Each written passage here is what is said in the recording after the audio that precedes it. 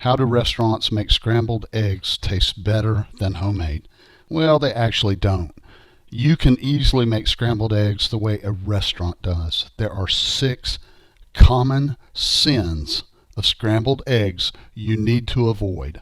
No milk.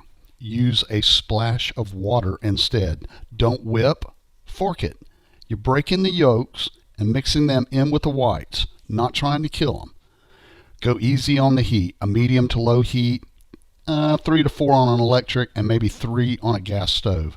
No oil. If you've just made some bacon, put some bacon grease in the pan. If not, use a pat of butter.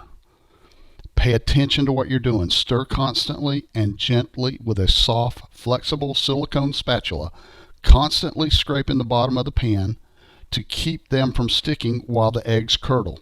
Toss in a pinch of salt to taste about halfway through. And last, watch the late exit. Take them off the heat before you think they're done. They should be shiny and still look a little bit wet. Don't worry, they will continue to cook on the plate.